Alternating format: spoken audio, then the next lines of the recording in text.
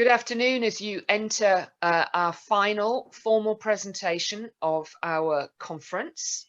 And we are absolutely delighted that Chris Blandford, who is the president of World Heritage UK, is closing our conference for us today. In a moment, I'm going to ask Chris to briefly introduce himself.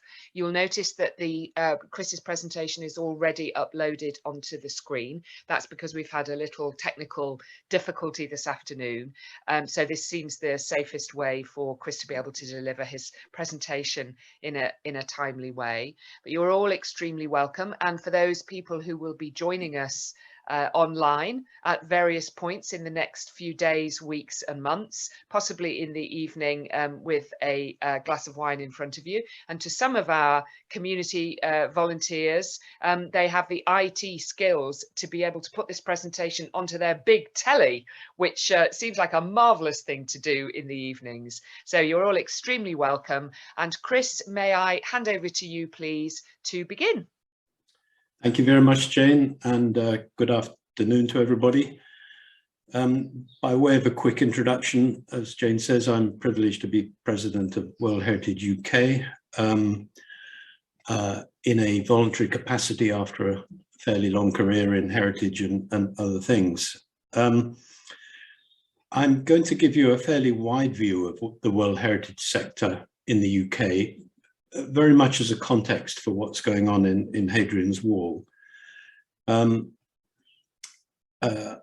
Before I do that, though, I feel absolutely bound to pay homage to the people of Ukraine and their fight for freedom, which I'm sure, like me, you are watching very carefully on TV and in the papers. And actually the cultural catastrophe that they're facing. There are 7 World Heritage sites in Ukraine, and we'll have already seen the St. Sophia Cathedral several times in Kiev on the TV.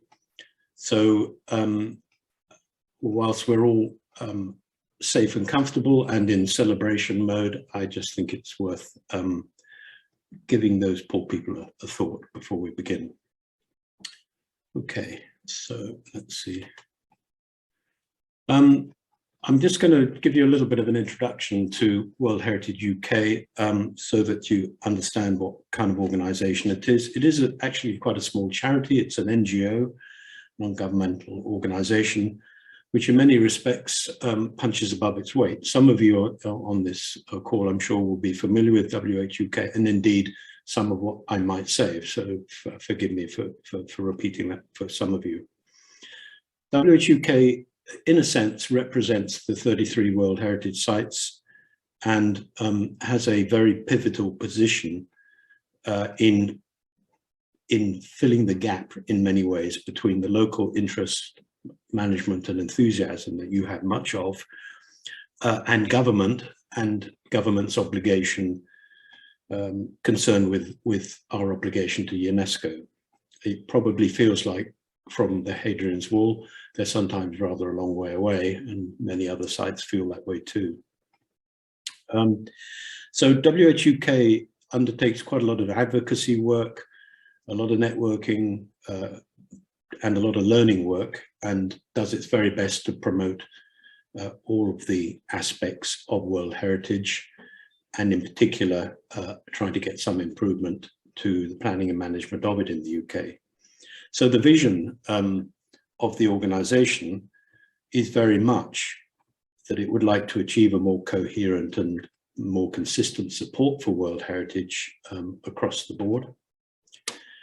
That it would very much like to establish a greater parity with the national parks and AONBs. By that I mean, surprisingly, World Heritage is not a statutory designation, it is just a material influence in our planning system, and because of that, it does not have the funding that the national parks and AONBs do.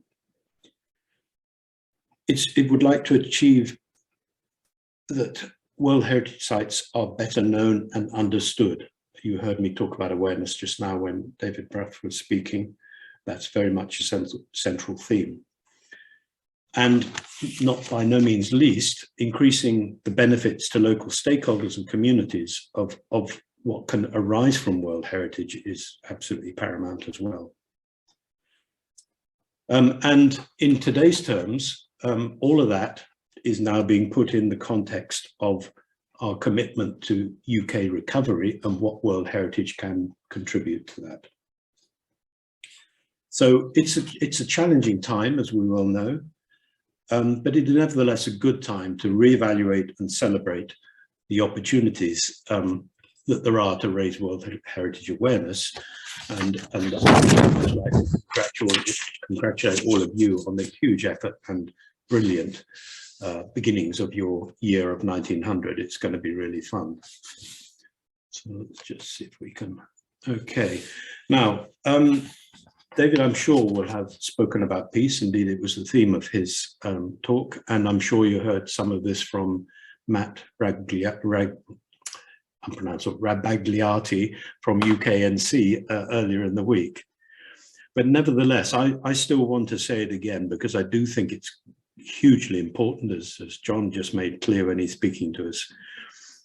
The very fact that it was actually the onset of peace and the hopes and aspirations that went with that post-war in 1946 that underpinned the birth of the United Nations and then ultimately UNESCO is absolutely fundamental to all this. So the full quote actually is, "Since war begins in the minds of men, it's in the minds of men, in the minds of human beings, that culture can reconstruct." It is so poignant today. So UNESCO, which stands for United Nations Education, Scientific and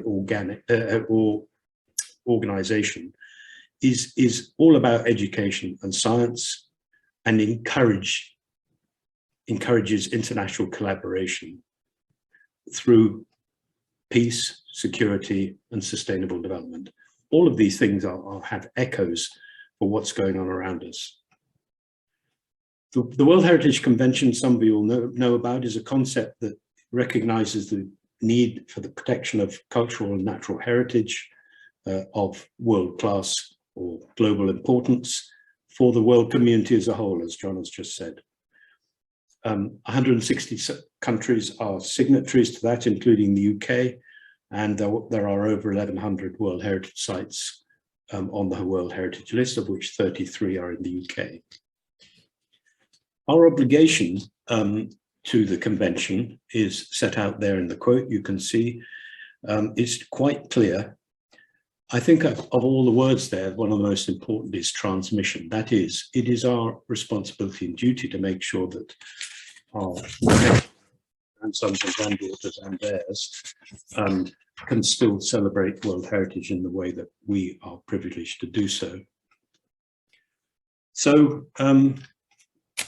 the collection of World Heritage Sites is a great club of special places, and you are part of that, and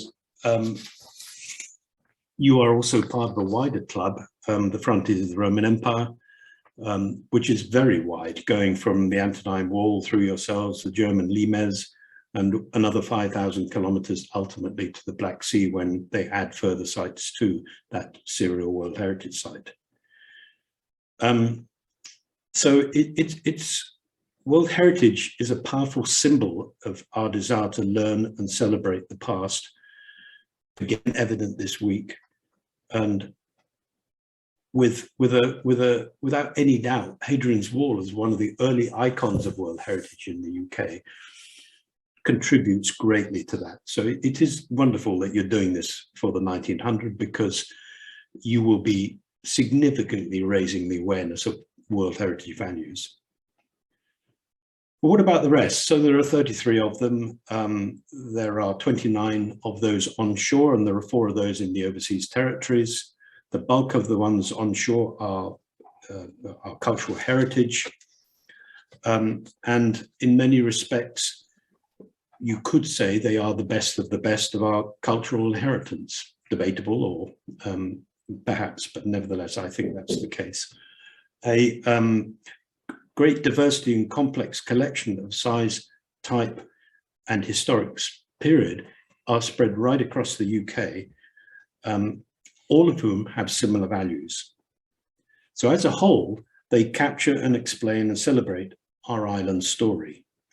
And the icons are one side of it, the Hadrian's walls, the Stonehenge, the Tower of London, and there are at least half of the total of 26 that are what I refer to as the hidden gems. That is, places that are not so well known, are usually quite complex, but are certainly not iconic. And in many ways, that needs to be a target for the raising of awareness.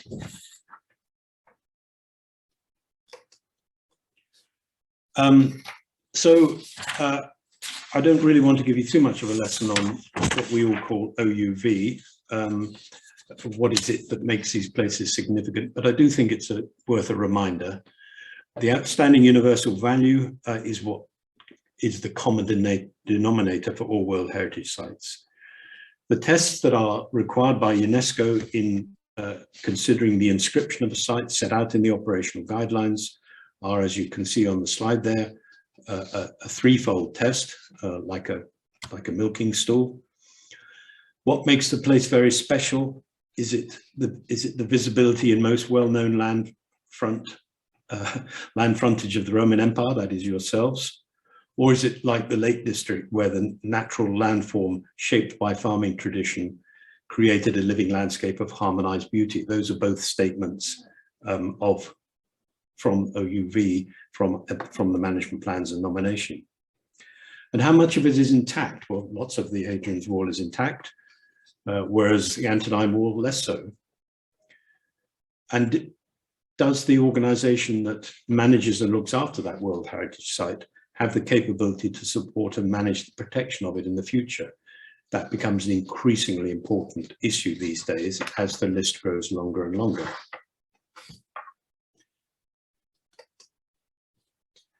So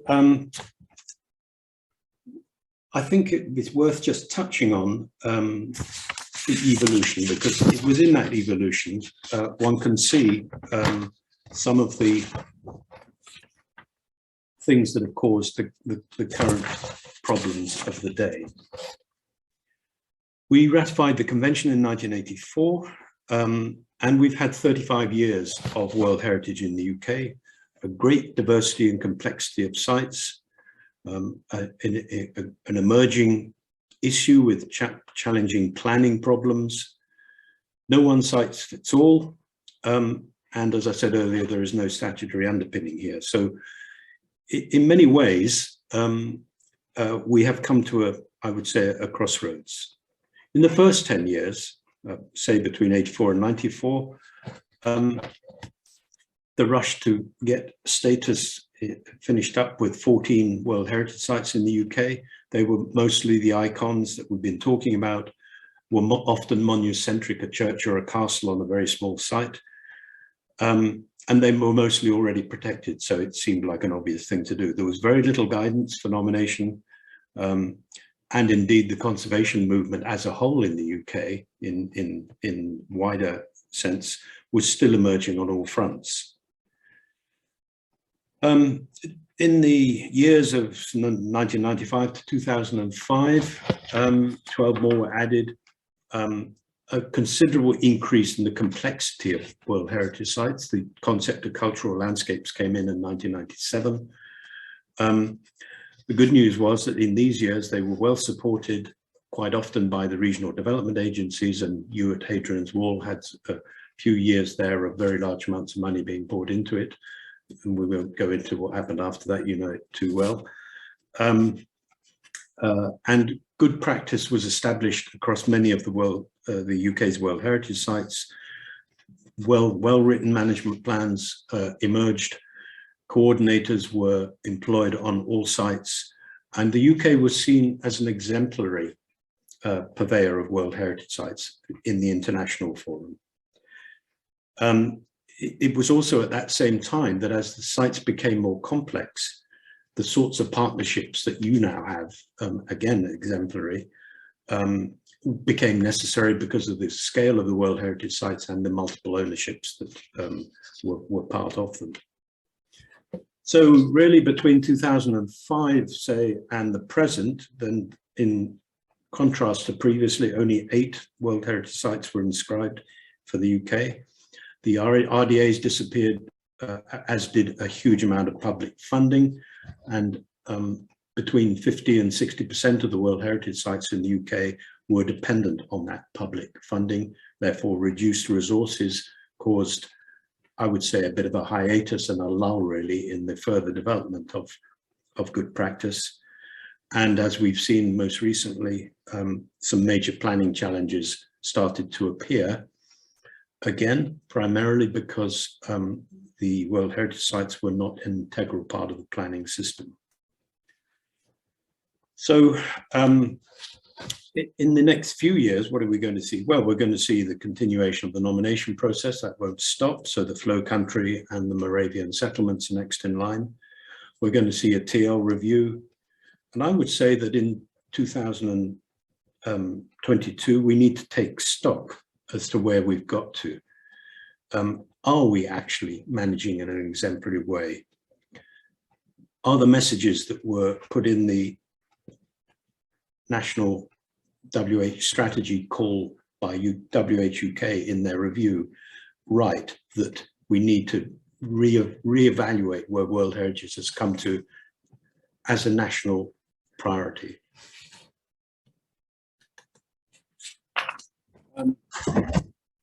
Again, I'm not going to go too far into the review. This was done by WHUK over a 2-year period, 2018-2020.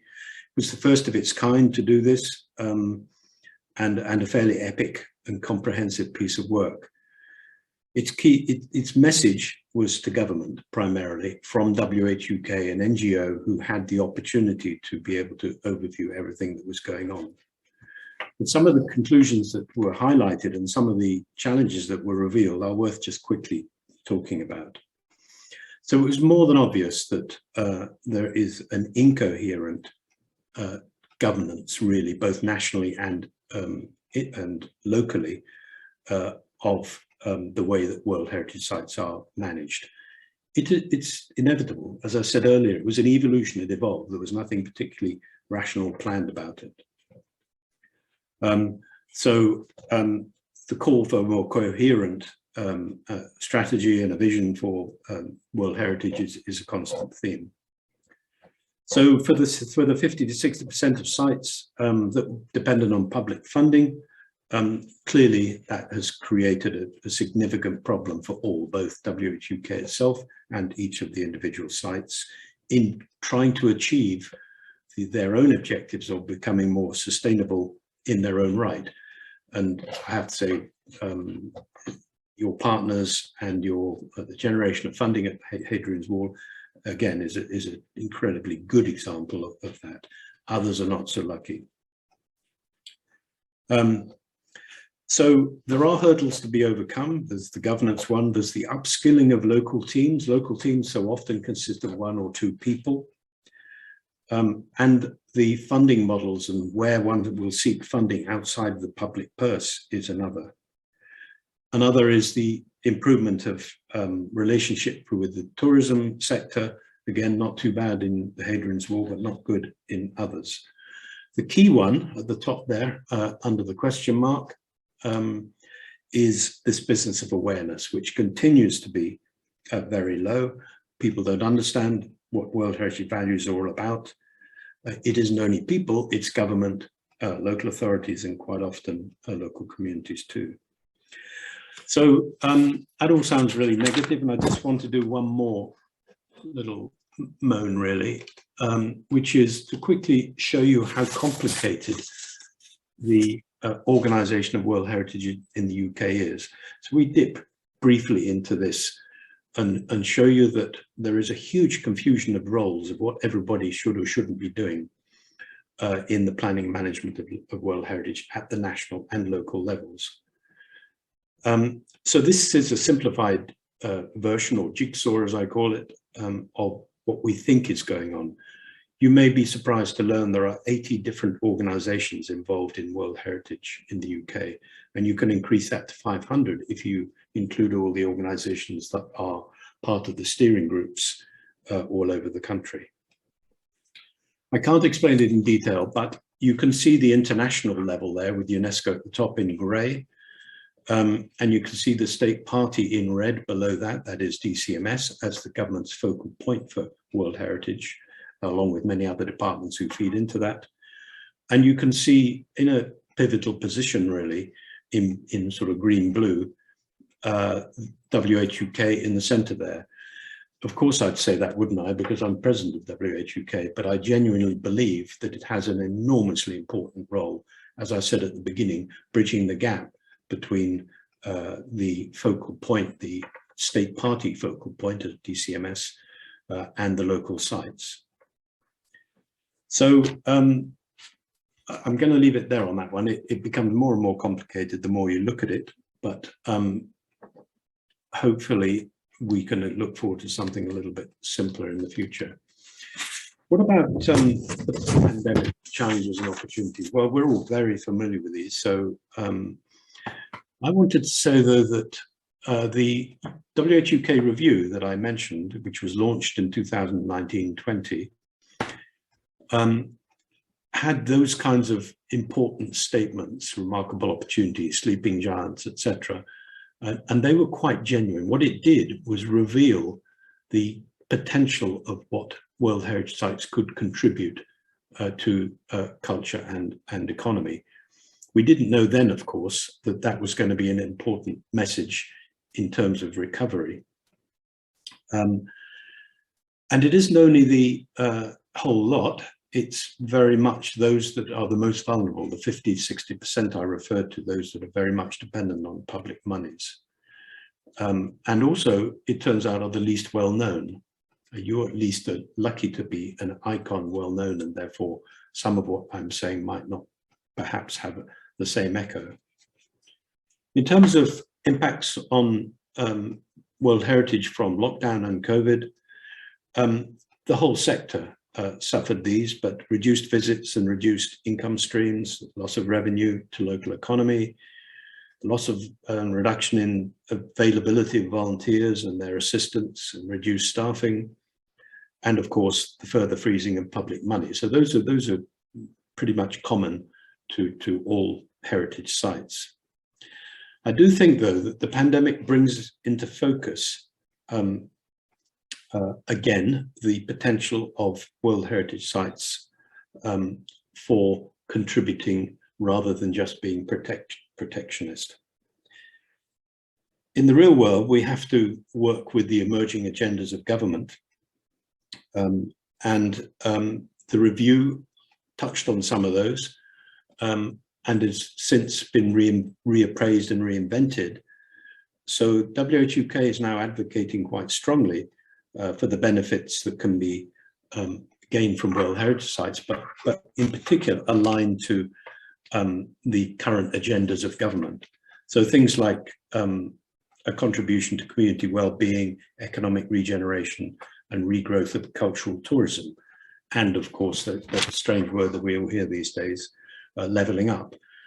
It may be a fairly boring political piece, but of course, you know as well as anybody what pride of place feels like. And you'll note that in the levelling up policies and propositions, pride of place and placemaking has been reinvented once again. So there's no harm in making sure that government understand that World Heritage can contribute much to that. At an international level, nor is there any harm in reminding government that World Heritage assets are international.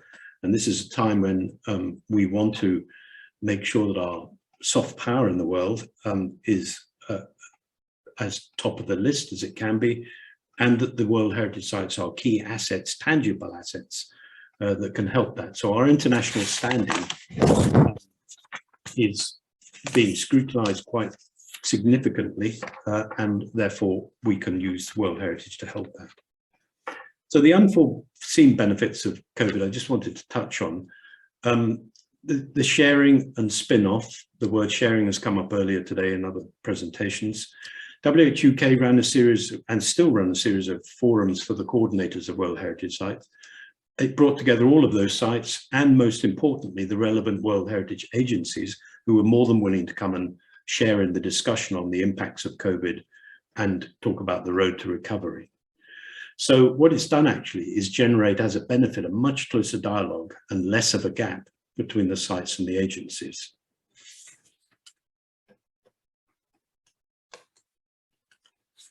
So it's been a bit of an up and down year for UK World Heritage, quite apart from COVID. The sector as a whole actually has been quite resilient because in many ways they're used to making the best of a constrained situation or limited support, if you like. And I just mentioned the emergence of those coordinated forums that have been so important in sharing across the board. There have been some bad moments, without doubt, or some downs, if you like.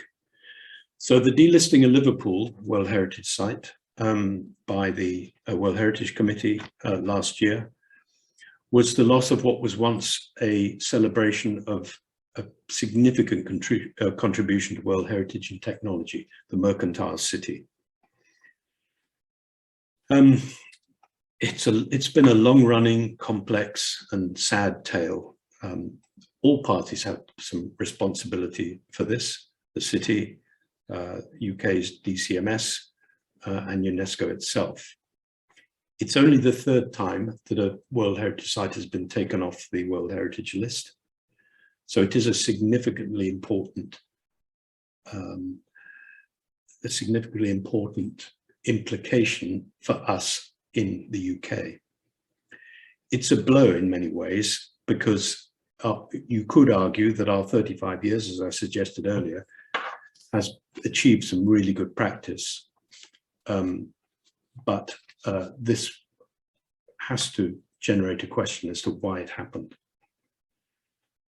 It is underlining the most significant planning challenges we're facing at the moment, which I've said is greatly related to the lack of statutory designation. And it underlines the ease with which polarization of views, be they conservation or be they development, happen so often in the conflicts we see at whatever level in World Heritage Sites. I see it in many of our sites at a much lower level than at Liverpool. We need to learn the lessons. We need to recognize that when we define the boundaries of a World Heritage Site, particularly during the nomination process, and especially in urban areas where disused land and derelict land is included, we need to think about the regeneration. I mean, I can reveal with a grin on my face that I wrote the nomination document for Liverpool and the management plan way back in whatever it was.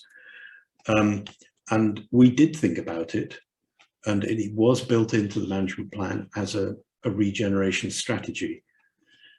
But in the way of these things, policy doesn't often stay still and gets changed as we go along. We need to acknowledge that city change, that is that urban areas, urban heritage areas and cities grow and change all the time. So we can't be preservationists about it. Boundaries might need adjustment. WHUK suggested that for Liverpool, but it was not considered the right answer by UNESCO. We need to make sure that the community has been fully engaged with and the dialogue is good. Again, in Liverpool, the partway through, they reinvented the OUV, but they did not ask the community what they thought.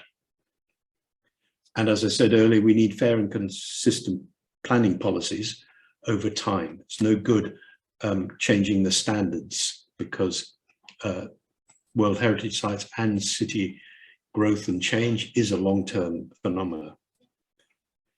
And we also need to be sure that if we do have major proposals that are in conflict with World Heritage, then they are properly scrutinized.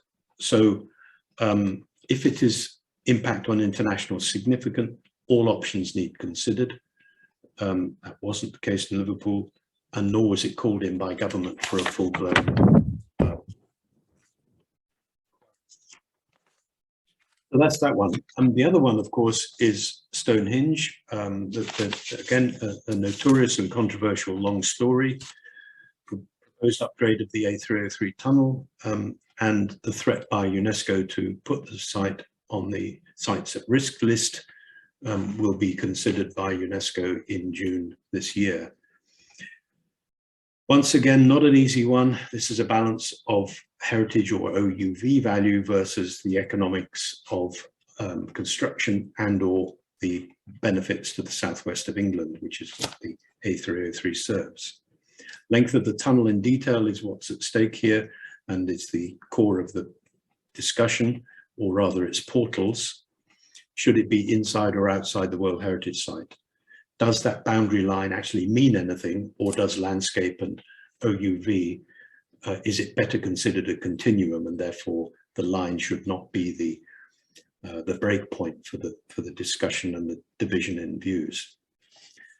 And the current status of it is that UNESCO are going to consider the danger list, and in the UK, a judicial review and legal challenge by campaigners to get rid of the scheme completely has quashed the development of consent order, or the approval, if you like, by the Secretary of State. So we're impending on that one. It'll be very interesting to see. So why is the above kinds of problems happening? I've said it previously, the lack of World Heritage values integrated into the UK planning system is fundamentally the problem here. So we need to look at that. The review, the WHUK review made that point quite strongly. However, it wasn't all bad in 2021. We celebrated some additional sites or additional sites inscribed.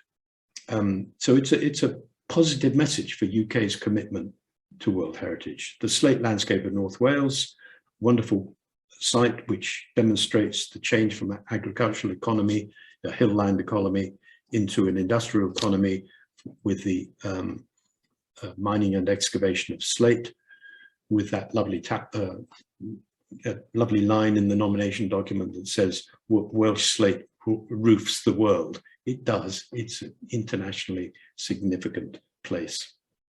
And the Great Spas of Europe, a serial site, 11 places in 7 countries. It's been a long time in the making. It celebrates the spa resorts and that cult during the 18th century on through to the 1930s. Like Hadrian's Wall, it's a serial site and a huge amount of collaboration, which again is incredibly good news in terms of the reach of World Heritage Sites from the UK into the wider club. And in the case of Great Spas, the health, nature and culture theme underlies it, of course, is also highly relevant. So what is going to be happening in 22 this year? We're going to see the review of the tentative list by DCMS and experts. The last one was 2011.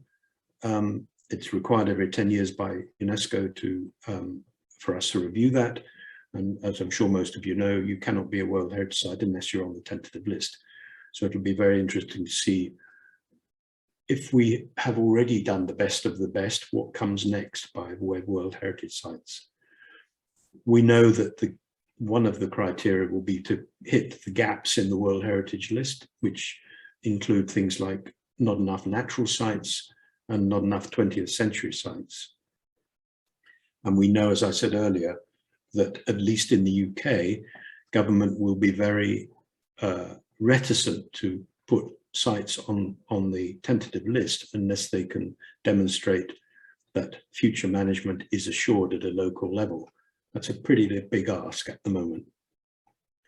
So how many more World Heritage Sites should we have in the UK is the question. It's an interesting debate. And in any case, because the Flow Country and the Moravian settlements are already in the pipeline, we won't be seeing any more than those two at least before 2026. So we're also going to see English Heritage, I beg your pardon, Historic England producing a advice note called Managing Change in World Heritage Sites, long overdue, aimed primarily at the local planning authorities to try to get some consistency, and I guess aimed at trying to de-escalate some of the planning problems I've been talking about.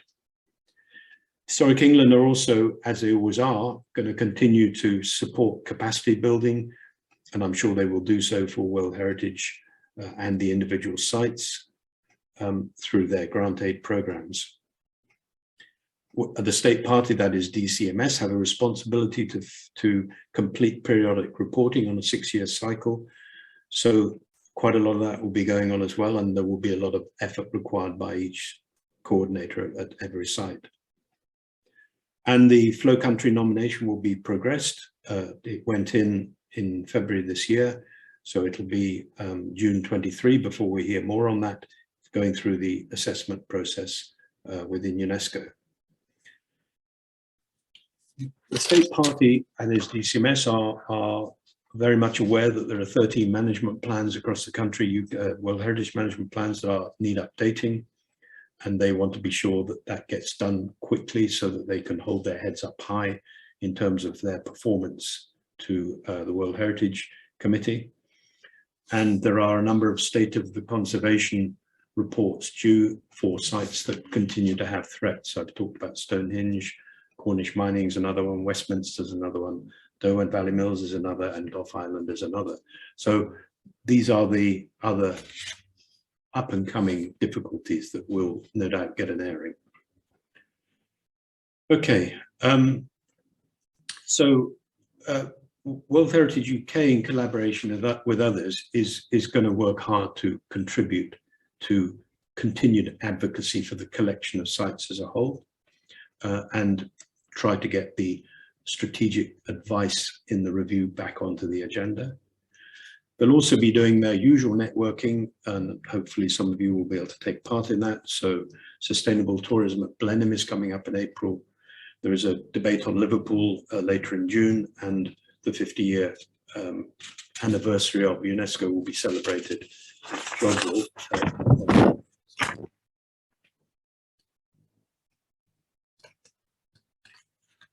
So last slide. Let's finish on a happy note, me having rather, I think, perhaps thinking you down the shock horror route. So despite the challenges, let's be positive for the future of our very special places. Establishing and maintaining World Heritage sites was and continues to be a significant achievement, and the benefits that come from that can be shared and celebrated by all. You're doing it very well. Internationally, in terms of celebration, UNESCO will be celebrating their 50th birthday party worldwide. They have a theme called the Next 50, referring to the next 50 years of World Heritage.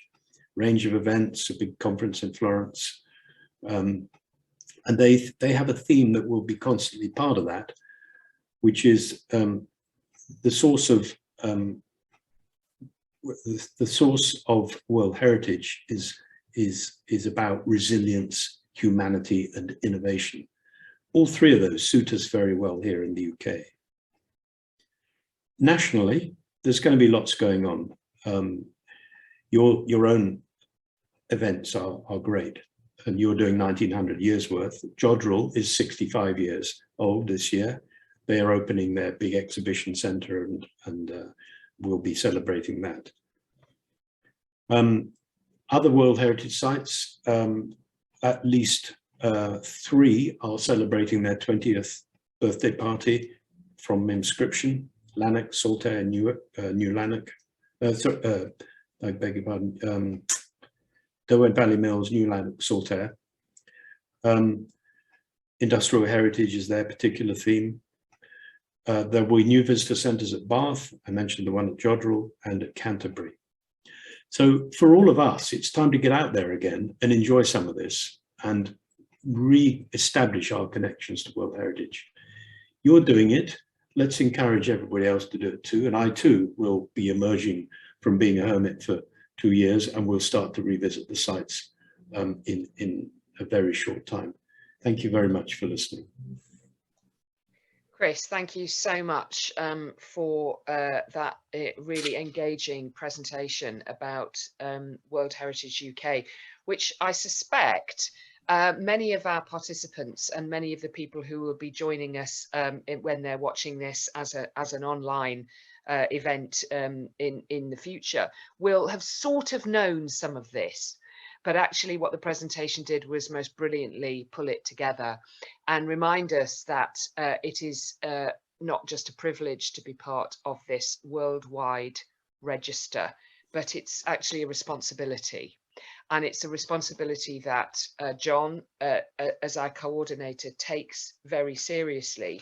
But frankly, you can't just be a member of this great club of special places, as you referred to it, without doing some serious work about how you maintain that, how you maintain your standards, how you maintain your thinking, because as we've seen from your presentation, we have lost one site and we have that very difficult conversation which is emerging around Stonehenge. And I get really sad actually when I'm a person who uses Twitter, although because of the current circumstances, I find it quite difficult to sort of be posting something on Twitter which feels like something fun that I've done when you know what's going on in Ukraine is happening. But I always get really worried when I see a tweet, you know, hashtag Stonehenge, and you know the next phrase will be "and my hackles were rising," and I just think I don't know what I'm going to find in this divided world that we live in.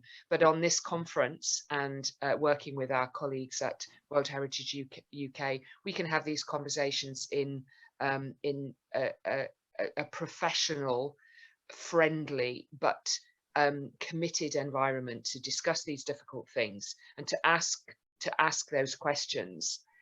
I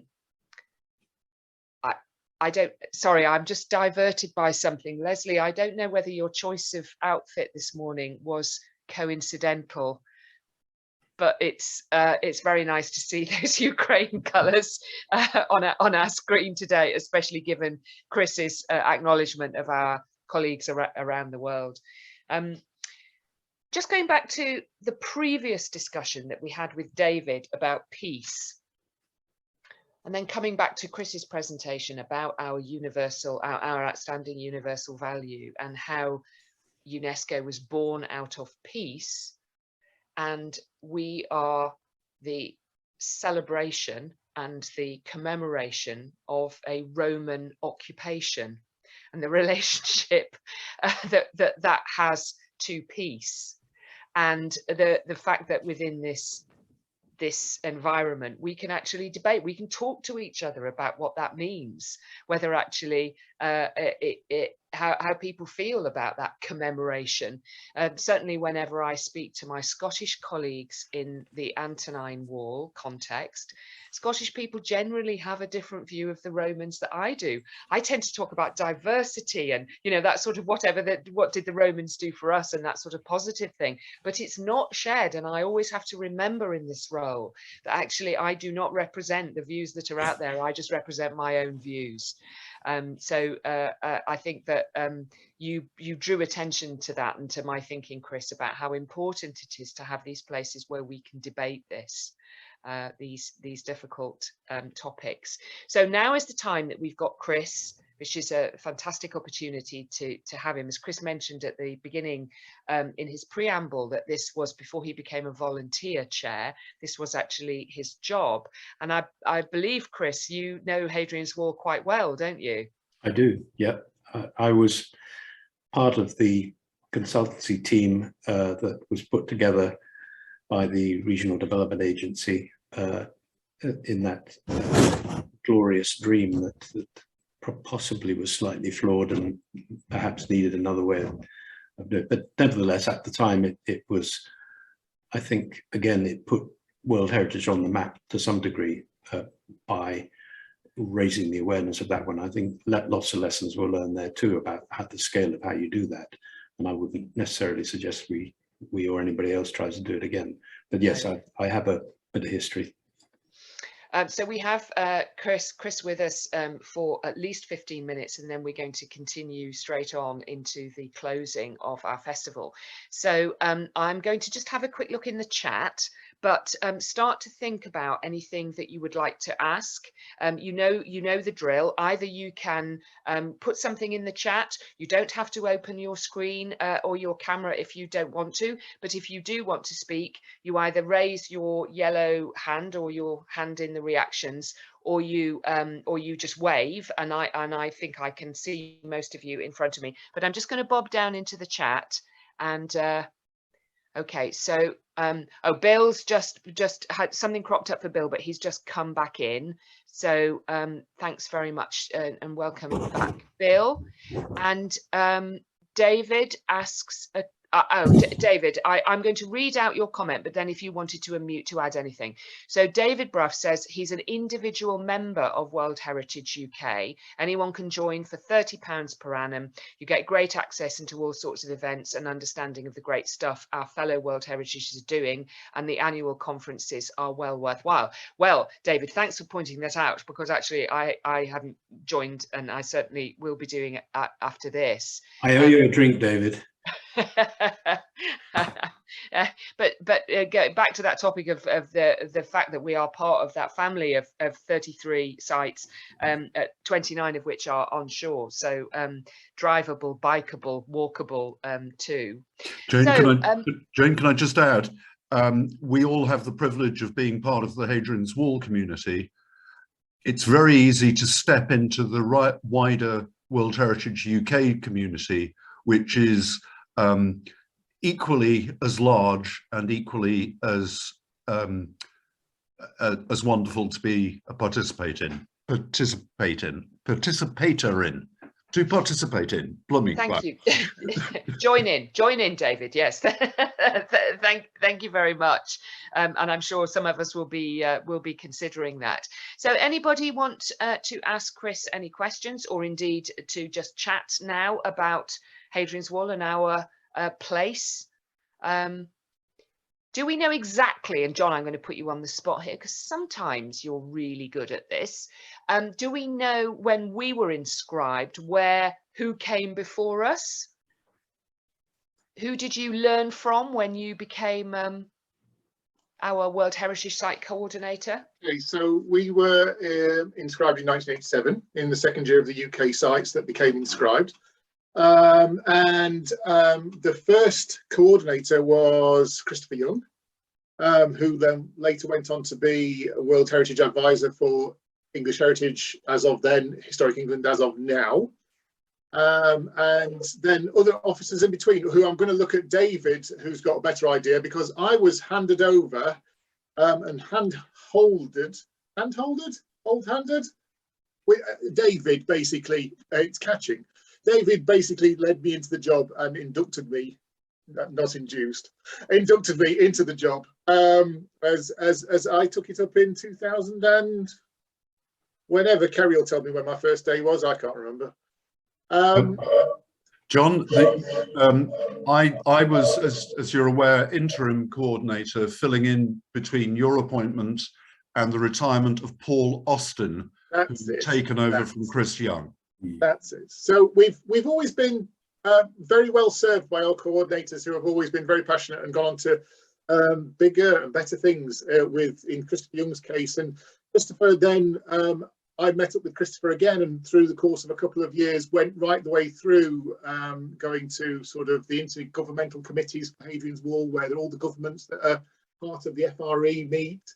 As well as all the other subsidiary groups, the Bratislava group and the Hexham group, that make up the structure of the frontiers of the Roman Empire.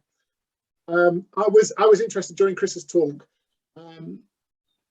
It almost resonates with David's talk in a way. It comes back to this. I don't think that the problem for World Heritage Sites is planning. I think that's a symptom. I think that the problem for World Heritage Sites is understanding and value. And I think the question to ask is, why are other designations statutory and World Heritage not? Before we start saying that there's a problem with planning, we need to start saying, why are we not statutory? Is it because we're not understood? Is it because we're not valued? And is it because we're not very good at expressing what that value is? And the review of the tentative list, in some respects, why can't we add a question to the sites on the tentative list? How are you going to express UNESCO's core values as of 1945, rather than doing the stuff that is now on the forms, the easy stuff? To be fair, the stuff on the forms now is the easy stuff because you can measure it. The stuff from the 1945 core value is difficult to express. So, you know, perhaps that's the designation that we should be looking for from our tentative sites. Maybe I can just quickly respond to that. I agree. So two things. You heard me emphasize awareness a couple of times, and you've heard me many times before. So you're absolutely right. In my book, until we've got that right, then it's going to continue to be a struggle. On the second point, is it planning, is it not? Of course, it's a symptom.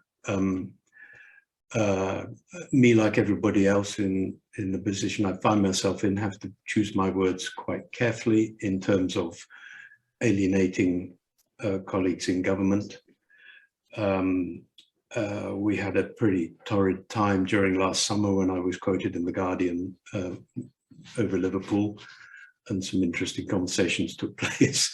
So I